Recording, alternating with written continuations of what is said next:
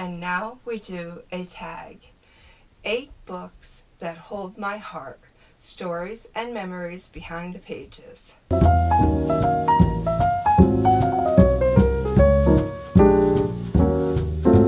Hello, welcome to my channel, the Grape Jelly Library, where we love to talk about books. I'm so glad you could join me. I always look forward to your visit. My name is Flo, and we are going to do this. This is an original tag created by Paul over at the channel The Accidental Bookseller, and I was tagged by MJ over at the channel Reading This Life. I will put both of their channel links in my description if you care to go over to their channel for a visit and show them some support. Okay, so now this is 8 books that hold your heart. Where were you when you read these? What kind of emotions did they conjure up inside of you as you were reading this? So I'm just going to make this note that prior to my YouTube channel, which I'm not really good at anniversaries or dates, but I am good at birthdays. I don't know when I started my channel, and I didn't look it up. So I don't know if I'm like three years into this. I don't know. But anyways, I cannot find any books to tickle my fancy the way the books used to do prior to my channel. I struggle now to find a good book where it seems before, just about 4 or 5 years ago, I didn't even have to try. Those books were just coming out of the woodwork, and they were just so profound to me. So I'm going to stop pretending I'm a Willy Wonka character, mumbler, and I'm going to get on with the books. Now I have way more than 8 books, so I need to keep this train rolling in order to be respectful of your time. So the first book, some of these books I should say, you have already seen on my channel, but I cannot help it. These books I have become one with. These books are a part of me. Hooked, Michael Moss. I did the Audible version of this, loved it so much, needed a physical copy on my shelf. It's amazing what these food corporations will do to get us addicted to our food and to keep us there. So this was a fabulous book. So I was everywhere with this book. In the car, driving to work, on errands, whatever. So I recall this one, or getting ready. When I'd be getting ready, I would be listening to it. A little bit of like cleaning, listening to it. Loved it. All right, this one I also did the Audible version of, and I was mesmerized. I did a lot of cleaning and in the parlor when I was listening to this book, a lot of dusting. And loved this book so much. Charles Schulz is a big part of my childhood. He was happiness to me. He contributed to my happiness as a child, and I could remember many, many days excited that when I got out of school, Charlie Brown Halloween was going to be on, or the Valentine's Day special. My mom would bake a plate of chocolate chip cookies and let us watch Charlie Brown, whatever holiday one it would be. But yeah, loved this book, loved learning about Charles. Wonderful book. This one I read physically. I was up here in the library, but I didn't have my channel yet. And yeah, this book paints a very vivid picture. The pages come alive in this book. Don't love animal abuse, but I do love the way a man's mind can think. How he can take himself from having nothing to becoming a self-made millionaire, losing it all, and then getting it all back again. So this has so many ups and downs. It's a roller coaster of a book. It's fascinating. It'll make you laugh. It'll make you cry. It'll make you think. This book is, it's on target. This book, Out on a Limb, Louise Baker. I read this book years and years ago. This was a library copy I bought at the library, and the sale. I was on my way to Memphis. I was sitting in the back seat of a rented van type of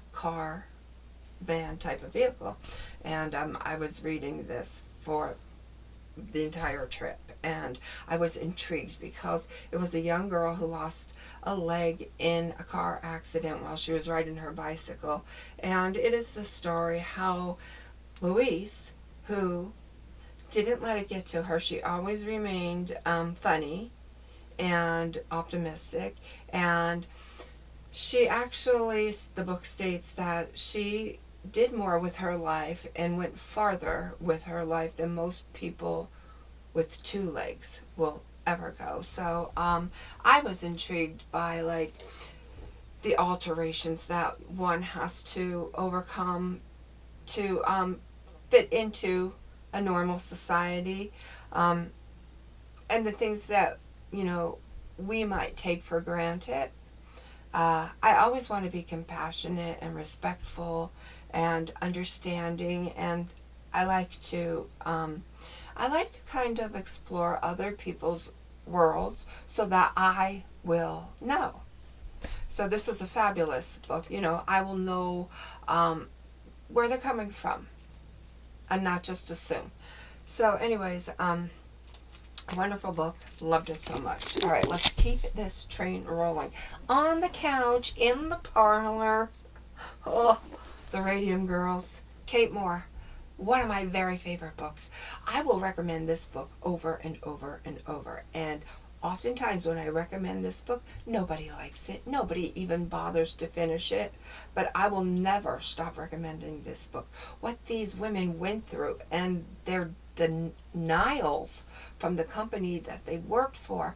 I don't know. It's fascinating that this actually happened in time, and I do like my history, so I do like to know what went on so that I don't take anything that I have in my present day life for granted. Fabulous book. Love it so much. Okay, this one, I was outside in a lawn chair in the sunshine, and I was reading all about the power of mind control. And one story that sticks out in my mind is they were in an open windowed building at night. They were going to bed, and the mosquitoes were coming in and coming in and coming in, and everybody that was in that room was getting bit, but Paramahansa was not. And when they asked, why did you not get bit by any mosquitoes, and he said, it's the power of the mind and what you do with your mind that will ultimately dictate the results. So love this book, learned so many things, highly recommend it. All right, this one, James Ellroy, The Black Dahlia. Are you kidding me? This was the book that turned me on to true crime. I have chills. What they did to her, what they did to her body. Are you kidding me? That was not nice. I could not even imagine walking down the street and seeing such a sight. But, oh God, what a book. Yeah, so where was I with this? I was on a couch. That's where I was with this. On a couch and in the yard, in the sunshine, in a lawn chair, reading. Okay, this one. My husband was selling real estate. He wanted me to go for a ride with him, and I never wanted to. But I thought, you know what? If I take my book, then I won't mind. I'll sort of keep him company, but I'll really be reading. Could not put this one down. This is The Darkest Child, and it's by Delores Phillips, and I have talked about this on my channel at least 2 or 3 times. It was September. The weather was just brilliant. It was perfect. Blue skies, white puffy clouds, gentle breeze. The leaves on the trees were colored. So I would read this on my way to the flea market, when we would go shopping at the flea market on Sundays, or if I was outside in the parking lot of the real estate office while he was in there doing paperwork, I was out in the parking lot reading. Loved this, and That mother. Ooh, she's wicked, man. She's wicked. This one, oh my goodness, The Diary of a Young Girl, Anne Frank. So this one, I was in the kitchen, and our heat went out for some reason. The heat went out, and I remember I had, dangerous, don't do this, I had the oven door opened to try and get some heat in the kitchen, and I didn't really care if it was cold because my mind was on this book and really nothing else. But I remember I was on a vacation from work, so I had, the whole week to read this, and I think I got it read in 2 days. I think everybody knows the story of Anne Frank. When I was in high school, it was required reading, so... Oh, this one, I was in a lawn chair, those 1970 vinyl plastic ones, except for it wasn't the 70s when I read this book. I was in the yard, in the sunshine. It was like July, hot. Elvis, what happened? And this is by Red West, Sunny West, Dave Hebler. And this is the book that Elvis didn't want to come out. And these were his bodyguards, and they did write what was going on behind the scenes. And I do believe that Elvis never read it. And I wanted to be respectful to Elvis and not read it too, because if they're going to be talking trash about my man, then you're not going to have any of my time. But curiosity got me, and I did read it. And I don't care what they say, I still love him. The thing that stands out to me the most in this book is the autopsy. What they did to Elvis's body, what they did to his beautiful teeth. Oh my goodness. But I loved this book too. Okay, this one, years and years and years ago. I bought it at Kmart. Jesus Freaks, and this is by DC Talk and the voice of the Martyrs. Now, I know I was reading this when I came home from work, and I was reading it every single second, right up until the last second when I had to go to work in the morning.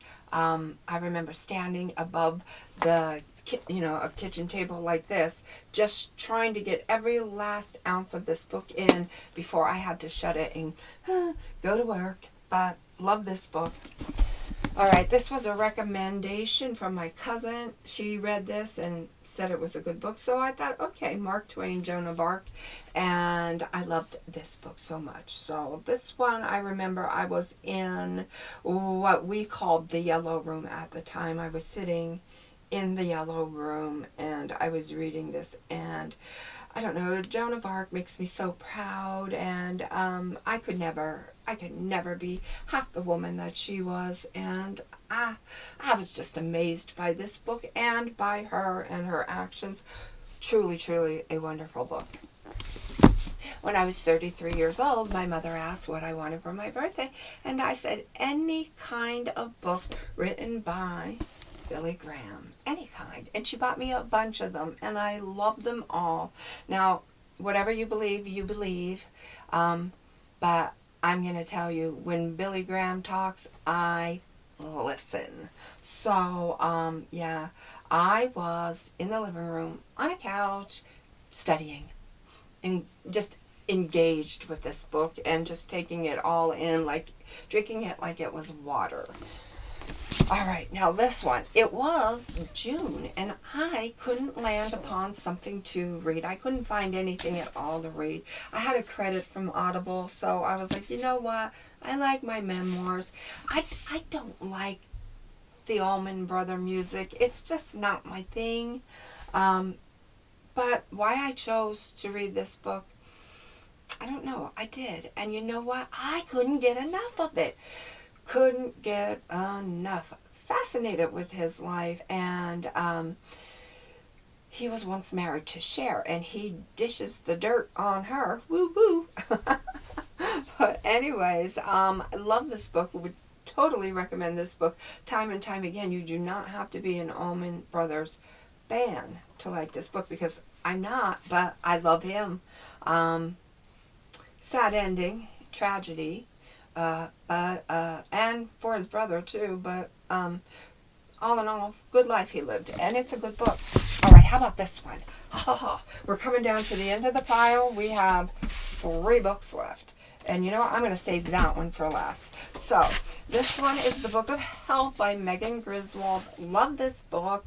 She is hilarious if you need a good laugh. Yeah, I did this Audible version, cleaning the kitchen. And then when I got like so far into the book, I needed to go to Barnes & Noble's and get the physical book. And then like midway through the book, I remember sitting in the parlor on the couch and just following along with the Audible recording of it, and love this book. Funny, funny, funny. All right, this one, I was in the kitchen cleaning, mopping, sweeping, scrubbing. It was the spring training, and I decided to read this one. Again, like water, just drinking it all in. Loved this book so much. I loved knowing what he did for the children, how he would point them out before he'd say, like, I'm going to hit this out of the park, and this one is for you, kid. I loved that he acknowledged the children, and I loved that he was a little showy, in his dress attire, and I loved that he was so loved, and I loved that he had a good life, and I just love him. So, great book. And now the last book. I've seen this book so many times at Barnes & Noble, and I wasn't going to read it. I don't want to read this. I don't want to. I was a little girl and playing over the park. We lived next door to a playground, literally right next door. And I knew who she was, but I didn't care because I had a can to kick, and I had oil barrels to try and stand on top of and roll, and I had cans that I needed to make stilts out of, and I had shingles that I needed to fling like frisbees, and I just needed to go outside and play and be a kid. So I didn't have time to know who Billie Jean King is, and for years I didn't know who she is. So I saw this book in Barnes & Noble's a few years ago, all in. This is an autobiography. And I was like, nope, nope, nope. And then one day I was like, okay. And I brought her home with me. And I couldn't get enough of this book. Loved it so much that when I finished reading it, I wouldn't shut up. I just kept telling my husband so many things about this book. And there's a gentleman in here by the name of Bobby Riggs. And he was nasty. He was nasty to her. And I knew that I could YouTube footage of these tennis matches to see if her accountability was ringing true with what I was actually seeing on the video. And the footage is very grainy, and it's actually hilarious how we used to watch TV back then. But no, she's absolutely telling the truth.